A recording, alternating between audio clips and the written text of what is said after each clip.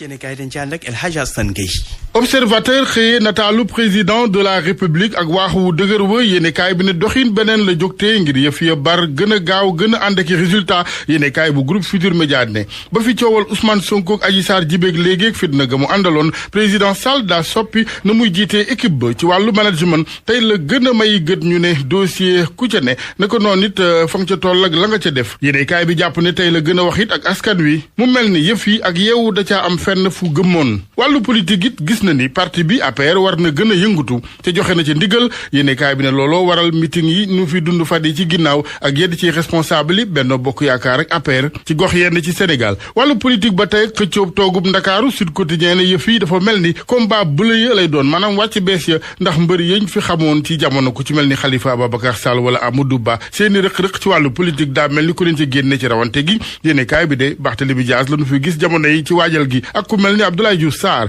xëccoo bi nag ngir gox-goxaan yooyee Sud Quotidien dalal ci it politologue bi di Mamadou Sy Albert mu ne muy nguur gi di opposition bi faaw ku ne ci ñoom bis bu nu yeggee ci samp mbër yëpp fii ci Ndakaaru tànne fi doon lu jub waaye ñi nuy tànn dëppoog ñi askan yu bëgg waaye ñoom it mbëri ñu mën a doon kuy faj jafe-jafe askan wu ca ne ak goxam La Tribune moom lu jëm ci wàllu leadership di xëccoo bi ngir ndombaaki njit ci biir Benno Bokk Yaakaar la am ak njort moom njort ak tasaaroo la gis ngir mbootaay gi ci local yi ñëw dale ko Louga Thiès Kaolack Ziguinchor ak Kolda kenn ci conseil spécial bu président Macky Sall Oumar Sow moom ci yéenekaay bi di Source A daanaka yàbbi na la mu guuxoon yëpp mu ne seen biir APR da ca am responsable yu kenn falu leen di am munuk nomination waaye président da leen beral salaire weer wu ca ne baaxee leen ko amit kilifa yeneen yu mu yombalal seeni mbir yu ci mel ni ay jéggal ñeel wàllu lempog yeneen ngir rek ñu mën a wëlbatiku ñoom it dem jàppale askan wi fu ci mel ni Touba waaye Oumar Sow de dafa tiit sax bu mu gisee ñenn ci ñoom di séddale ay kilo ceeb ak yeneen ca Touba ca moo ne ay tonni ceeb la fa président yónnee ci gàttal moom responsable APR yëmbal bi ne yëf yi du ci président moo dul génnee ndimbal ak taxawu gi waaye responsable yi seen bopp ñoo dul jàllale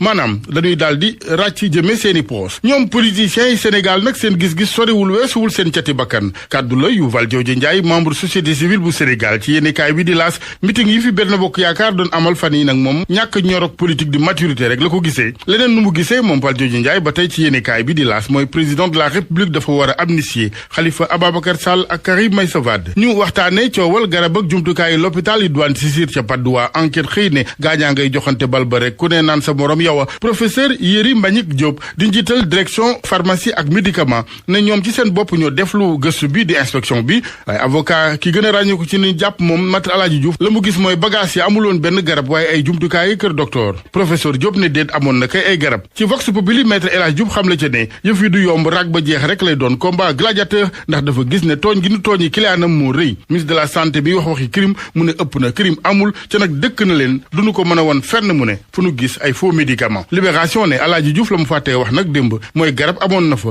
ak ay étiquettes yu leer ca dépôt ba ca Patte d'Oie ñañ ci jàpp nag libération ne ginnaaw seen ak jaar ci kanamu procureur retour de parquet lañ ca jëlee maanaam ak jaaraat ci waxtu wi di ñëw ba tey ci kanamu procureur capitaine Oumar Touré bu gendarmerie nationale Les Échos ne ministre de l'armée bi Sidiki Kaba yokk na daan ya tegu ci ndoddam juróom benn fukki fan la ko daal di defal léegi ci wàllu kon kaso gi ca nag la koy yot ci mbir yi sax mooy wàllu dàq di radiation donte foofee nag président de la république ci boppam moo ca mën a dogal ñu ne ginnaaw bu ko conseil d'enquête dégloo ba noppi takk deri Sénégal jàmbaare lool rawat nañu fare ci frontières yi waaye nag terewul càccum jur gi gën a tar ci yooyee frontière ci gis-gisab yéenekaay bi di Le Soleil rawatina mu ne ci département bu Goudomp la gën a mettil mbiri nag ñeel càccum jur googee ñu askan wi lànk coopéré waaye sunu frontières yi yaatu lool yaraax lool Matam moom ku moyul fan yi moom it mu yaraax lool ak i ndaw yi gàddaay wutali si capitale bi di Ndakaaru Le Quotidien ko fësale ci xëtam bu njëkk ne jamono yi gune yi ñooy xëccoo biis ak mag ñi Dakar Fuuta gi te moo ne de du gàddaaye ngir dem wuti koppar dellu étage wala jàppale askan waaye ñu ne ragal koor ak tàngoor wa fa jamono yi ca Matam am péex la ñuy wut si Ndakaaru lamb ji Ama Baldé Modou Lo taxawagul ndax nag ak yoonal amagu ca ci kanamu CNG waaye Khadim Gadiaga ci sunu lamb di xamal promoteur ba Luc Nicolaï ne ko combat bi moom saison bii dina am sudul ak yow it di ak beneen promoteur Gaston Mbengue moom promoteur beneen sunu lamb ne jëlaat na toogoom ne Don King bu arène bu Sénégal